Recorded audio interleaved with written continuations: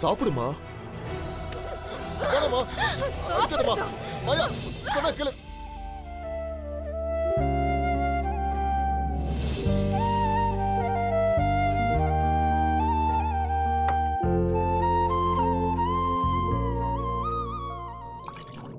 செல்வி வாங்க போறா. பாவம், மாயா கையாலேயே அடி வாங்கி சாக போறா.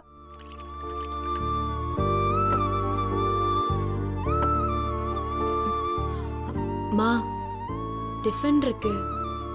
நீங்க நல்லா சாப்பிட்டு 2-3 நாள் ஆச்சு. நீங்க குழந்தை போயிடுச்சேன்னு கவலைப்படுறது எனக்கு புரியுதுமா.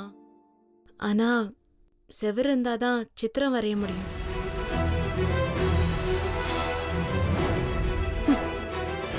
பைத்தியக்காரி, பஞ்ச டைலாக் இந்த நேரத்துல தேவையா?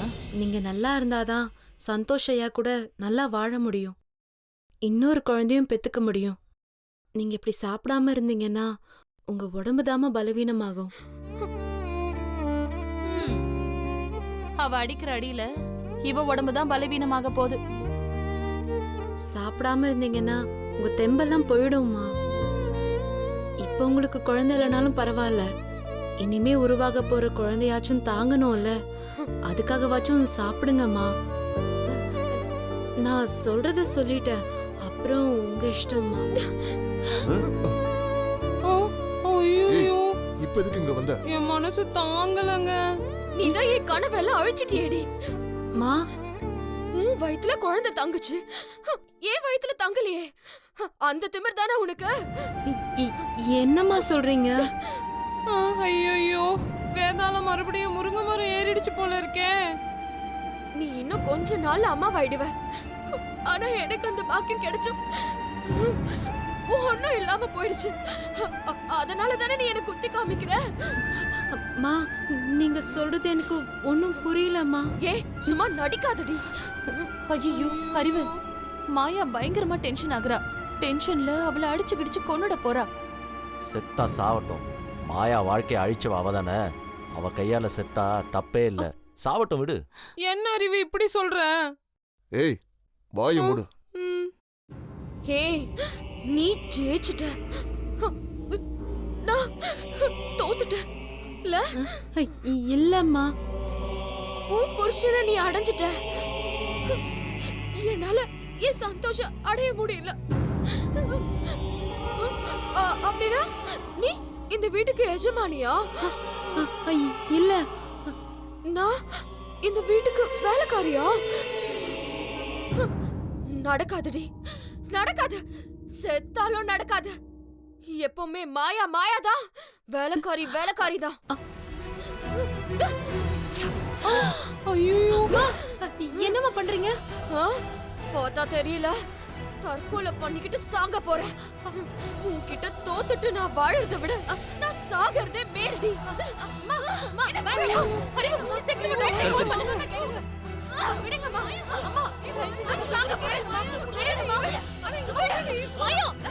என்ன பண்ணிட்டு இருக்க? நான் சாகணும். ஒரு வேலைக்காரி கிட்ட தோத்துட்டு வாழ முடியாது. நான் சாகணும், நான் சாகணும். ஏய் மாயா, ஏன்டி இப்படி எல்லாம் பண்ற? எனக்கு பயமா இருக்குடி. தோத்துட்டு என்னால வாழ முடியாது. நான் சாகணும், நான் சாகணும். நீ போ.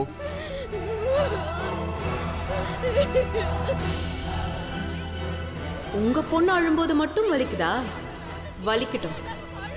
எனக்கு வலிச்ச மாதிரி உங்க எல்லாருக்கும் வலிக்கட்டும். கொஞ்சம் அமைதியா இரு.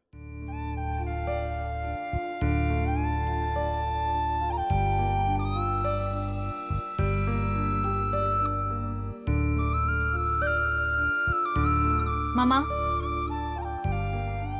இப்ப என்ன ஆயிடுச்சுன்னு உன் முகத்தை இப்படி உம்முன்னு தூக்கி வச்சுட்டு உட்கார்ந்திருக்க? நீ இப்படியே இருக்காத மாமா. சத்தியமா என்னால அதை பார்க்க முடியல. டேய், என்னடா கொழுப்பெடுத்து அலையிறியா? என்ன பாக்குற? நீ செஞ்ச பாவம் மொத்தத்தையும் தலை முழுனாதான் இந்த ஊடு உருப்பிடும். பாவமா? நான் என்னமா பாவம் பண்ண? என்ன பாவம் பண்ணியா?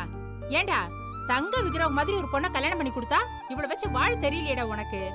என் தாலி வச்சு உனக்கு ஆட்டோ வாங்கி கொடுத்தேன், அதை பொறுப்பு உனக்கு பாத்துக்க தெரியல. ஊர்ல எல்லாரும் என்ன நாக்கு பிடிங்கிக்கிற மாதிரி கேள்வி கேட்பாங்களே. எங்கட என் மூஞ்ச வச்சு நான் வெளியில போக முடியா? பெத்த தாயை தலைகுனி வைக்கிறது மகா பாவம்டா. பெரிய வீரன் செவரேறி குதிச்சு நேரா ஆட்டோ திருட போயிட்டு ஜெயிலுக்கு போயிட்ட. நம்ம குடும்பம் மானம் மரியாதை எல்லாமே போயிடுச்சுடா. அருள் கெட்டவன ஏன் இப்படி பண்ண? எப்படி பண்ண? உன்னால திரும்ப முடியாது.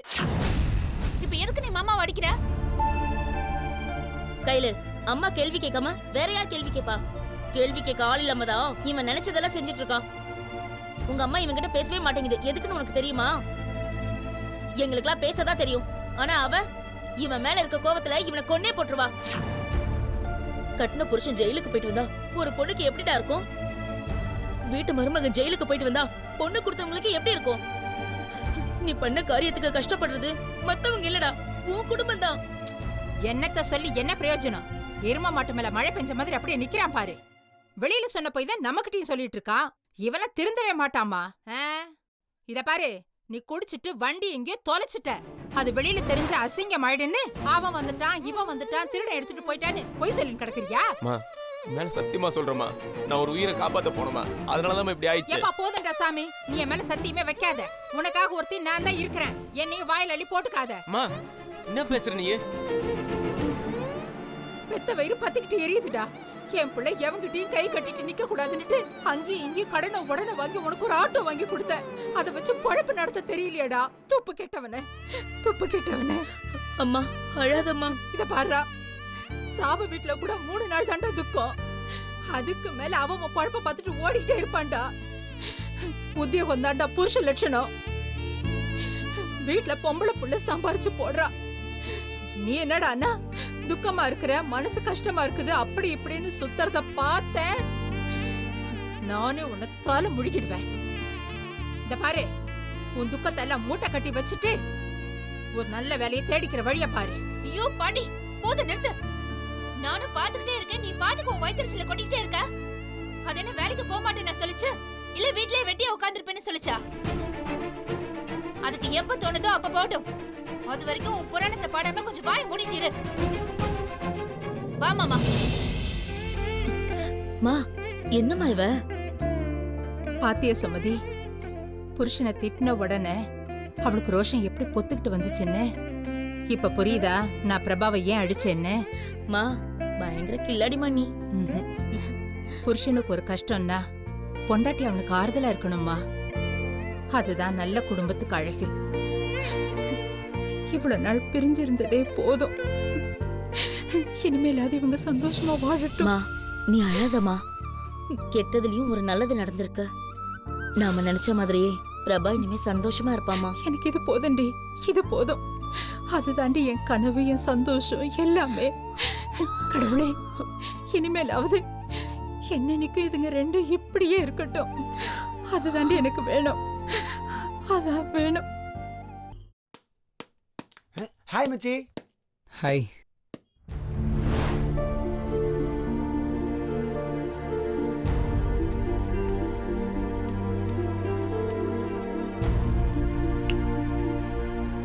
என்ன ஃபீலிங்கா? ஏய், ஏன் எப்ப பார்த்தாலும் பூனை மாதிரி என்ன சுத்தி சுத்தி வர? புடிச்சா பூனை மாதிரி தான் சுத்தி சுத்தி வருவேன். தப்பு செஞ்சா யானை மாதிரி தூக்கி போட்டு மிதிப்பேன். லூசா நீ? என்ன வம்பிழுக்கிறதா உன் பொழப்பா?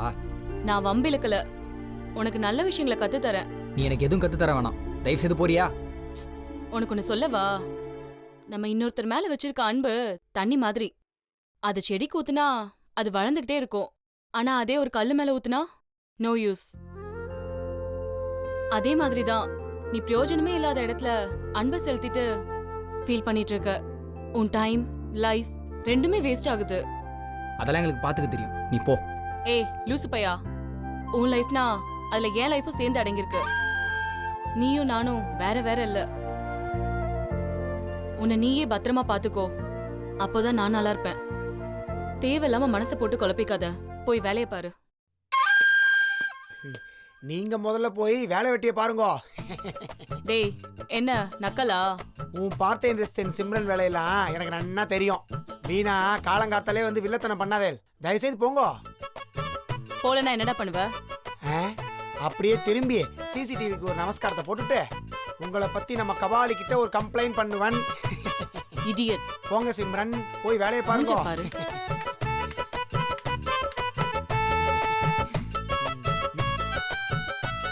என்னடா மச்சான் லேட் ஆகுது. கயல் வேற இன்னும் வரல. ஏதாச்சும் விஷயம் கேள்விப்பட்டியாடா?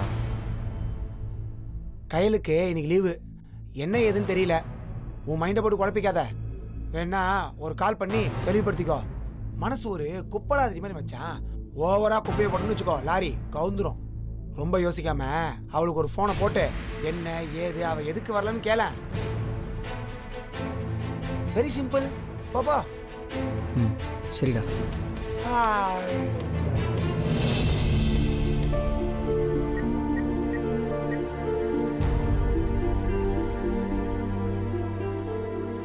கயல் வேற போலீஸ் ஸ்டேஷன் வரைக்கும் போயிட்டு வந்திருக்கா.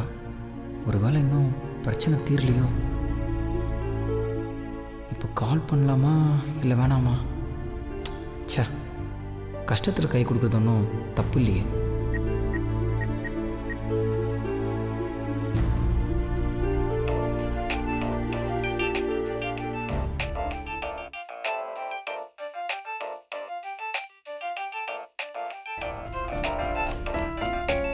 தேவ் எதுக்கு ஃபோன் பண்றாரு?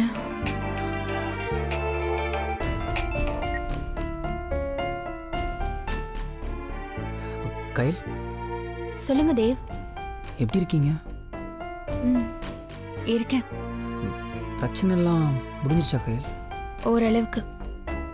ஏன் கயல், நீங்கள் ஒரு பொண்ணு ஸ்டேஷன் வரைக்கும் போகலாமா? ஃபேமிலிக்கு ஒரு ஹெல்ப்னா என்கிட்ட ஒரு வார்த்தை சொல்லியிருக்கலாம்ல கயல். நான் வந்து ஹெல்ப் பண்ணியிருக்க மாட்டேன். சரி விடுங்க. இனிமேல் எந்த பிரச்சனை வந்தாலும் தயவு செஞ்சு எனக்கு கால் பண்ணுங்க. ரொம்ப தேங்க்ஸ் தேவ். நான் இப்போ என்ன ஹெல்ப் பண்ணிட்டேன்னு நீங்கள் எனக்கு தேங்க்ஸ்லாம் சொல்லிட்டு இருக்கீங்க? நமக்காக ஆபத்துல உதவ ஒருத்தவங்க இருக்காங்கன்னு நினைக்கும் போது அதுவே பெரிய ஆறுதல் தான் தேவ். Thank you very much. சரி கயல், அப்புறம் சொல்லுங்க தேவ். இன்னைக்கு ஆஃபீஸ்க்கு நீங்கள் லீவா? ஆமா தேவ், வீட்டில் நிறைய பிரச்சனை இருக்கு. அதெல்லாம் சார்ட் அவுட் பண்ணி முடிக்க ஒரு 2 days ஆயிடும். எனக்கு நீங்க ஒரு சின்ன ஹெல்ப் மட்டும் பண்ண முடியுமா? சொல்லுங்க கயல். என்னோட ப்ராஜெக்ட் ஒர்க் எல்லாம் தேவி கிட்ட கொடுத்துட்டு வந்திருக்கேன். அதெல்லாம் நாட் அவைலபிள் டு கம்ப்ளீட்னு ஒரு மெயில் மட்டும் அனுப்ப சொல்ல முடியுமா? கயல், என்ன பேசுறீங்க நீங்க? அப்படி செஞ்சா உங்க சேலரி தான் கட் ஆகும். உங்க ப்ராஜெக்ட் முடிக்கணும், அவ்வளவுதானே? நான் பாத்துக்கிறேன். உங்க பிரச்சனை எல்லாத்தையும் முடிச்சுட்டு come back with a peace of mind. Thank you so much Dev. எனக்கு என்ன சொல்றதுன்னே தெரியல. இட்ஸ் ஓகே கயல், கஷ்டம்லாம் வந்த மாதிரியே போயிடும். நீங்க தைரியமா இருங்க. Take care. Okay Dev, by.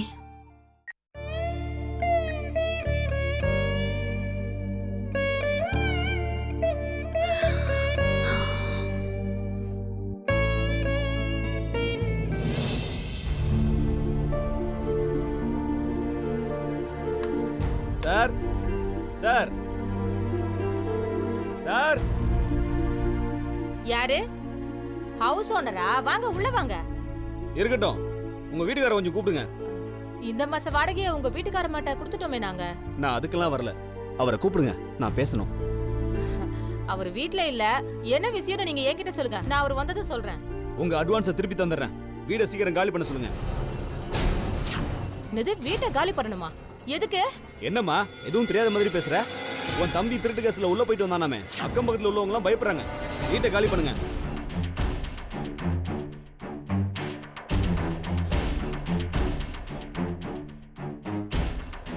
ஏங்க, முதல்ல அவன் எதுக்கு ஜெயிலுக்கு போனான்னு தெரியுமா உங்களுக்கு? ஏமா, அவன் சுதந்திர போராட்ட தியாகியா? நாட்டுக்காக ஜெயிலுக்கு போறதுக்கு ஆட்டோ திருடிட்டு உள்ள போயிருக்கான். ஊரே பேசுது. வணங்க, நீங்க தேவையில்லாம பேசாதீங்க. யாரு? நான் தேவையில்லாம பேசிட்டு இருக்கேனா? என் வீட்ல இருந்துட்டு நீங்க தான் தேவையில்லாம பேசிட்டு இருக்கீங்க. உங்கள மாதிரி ஆளுங்களுக்குலாம் வீடு தர முடியாது. உங்க அட்வான்ஸை வாங்கிக்கங்க. தயவு செஞ்சு இந்த மாசமே காலி பண்ணிடுங்க. நான் சொன்னதா உங்க வீட்டுக்காரர்ட்ட சொல்லிடுங்க.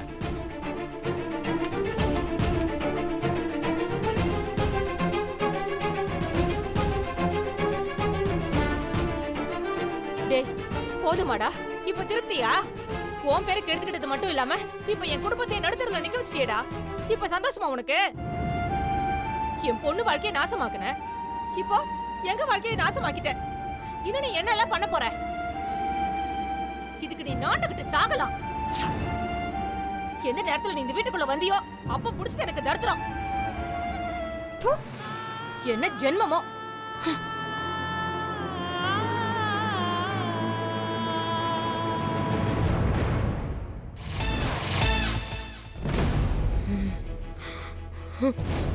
Hi Maya, how are you? என்ன தெரியுதா?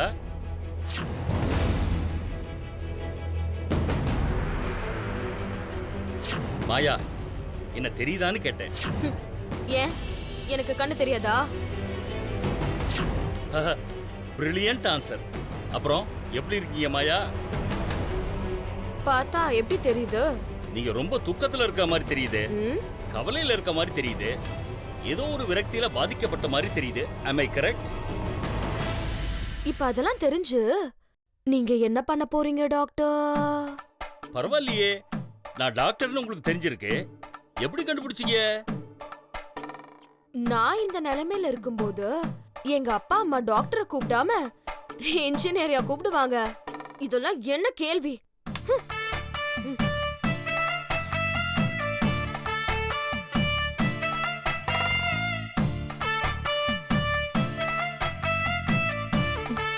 போட்டுமாமா? ஏய், சீ. ஆஹா, ஓஹோ, பேஷ் பேஷ், ரொம்ப மனமா இருக்கே. Filter coffee doctor. தேங்க்யூ. அங்க வச்சிருங்க. ஏமா, இந்த பொண்ணுக்கு மனநல சரியில்லைன்னு அவங்க குடும்பமே சொல்றாங்க.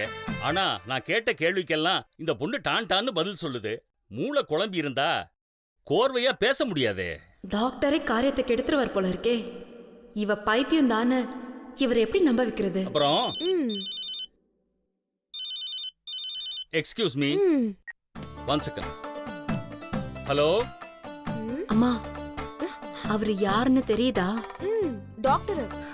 அது எனக்கும் தெரியுது. உங்க வயித்துல குழந்தை தங்காதுன்னு முத சொன்ன டாக்டரே இவருதான். ஏய், என்ன சொல்லிட்டு இருக்காவ? நம்ம பொண்ணுக்கு அவ எப்பவுமே நல்ல தங்க சொல்லுவா, பாருங்க. உங்க குடும்பமே பேசிட்டு இருந்ததை நான் பார்த்தேன். என்ன சொல்ற?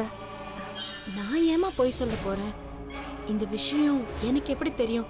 கொஞ்சம் யோசிச்சு பாருங்க. இனிமேலும் உங்களுக்கு கரு தங்குமா தங்காதான்னு செக் பண்ணதான் இந்த டாக்டர் வந்திருக்காரு. அப்படி முறைக்காதீங்கம்மா, பயமா இருக்கு. ஏதோ எனக்கு தெரிஞ்ச உண்மையை உங்களுக்கு சொன்னேன், அப்புறம் உங்க இஷ்டம். ஹலோ, இங்க என்ன பண்ணிக்கிட்டு இருக்கீங்க நீங்க? காஃபி அதான் வச்சிட்டீங்கல்ல, நீங்க போங்க. ம். Maya, don't worry, you are perfectly all right. 16 பெற்று பெருவாழ்வு வாழணும்னு சொல்லுவாங்களே, அந்த மாதிரி 1 இல்ல 2 இல்ல 16 பிள்ளைகளை பெத்து நீ சந்தோஷமா வாழலாம். மாயா, இப்ப நீ நல்ல மனநிலையில இருக்கியான்னு சர்டிஃபைட் பண்ண போறேன். அப்புறம் அதை கேட்டு உன் குடும்பத்துல இருக்கிறவங்க எல்லாரும் வானத்துக்கும் பூமிக்கும் குதிக்க போறாங்க. தெரியும்டா.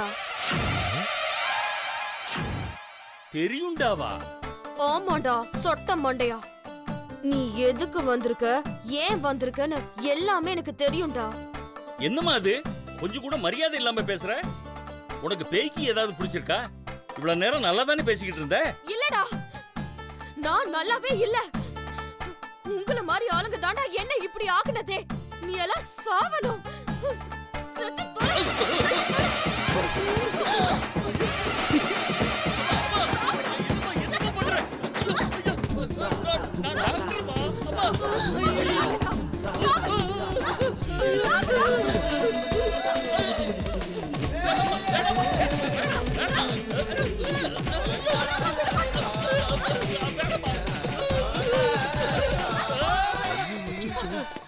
ஐயோ, அம்மா, ஐயோ,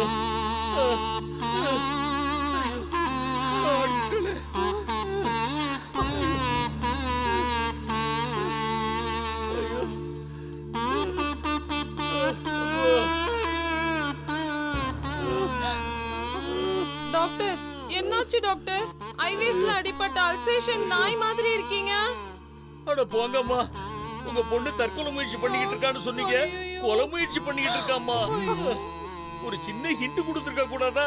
உள்ள வச்சு புரட்டி எடுத்துட்டாம்மா. டாக்டர் நீங்க தானே தனியா உள்ள போறேன்னு சொன்னீங்க. நான் உள்ள போறேன்னு தானேம்மா சொன்னேன், மேல போறேன்னா சொன்னேன். Okay, let me get to the point. இத பாருங்கம்மா, உங்க பொண்ணுக்கு கொஞ்சம் இல்ல ரொம்ப மனநலம் பாதிக்கப்பட்டிருக்கு. அதுக்கு நீங்க நினைக்கிற மாதிரி லேசான பைத்தியம்லாம் இல்ல, பைத்தியத்தோட உச்சம். She's in a deep state of depression. இழப்பு, விரக்தி, இயலாமை, குற்ற உணர்ச்சி இது எல்லாமே சேர்ந்து அவங்க மனசை ரொம்ப பாதிச்சிருக்கு. சொல்லப்போனா அது ரொம்ப டேஞ்சரான பைத்தியம். இந்த மாதிரி பேஷண்ட்ஸ் எல்லாம் தற்கொலை பண்ணிப்பாங்க, தேவைப்பட்டா மத்தவங்களை கொலையும் பண்ணுவாங்க. அப்ப ஹாஸ்பிடல்ல சேர்த்துலாமா டாக்டர்? உங்க குடும்பமானமே கப்பல் ஏறிடும். பரவாயில்லையா? அவளை என்னதான் டாக்டர் பண்றது?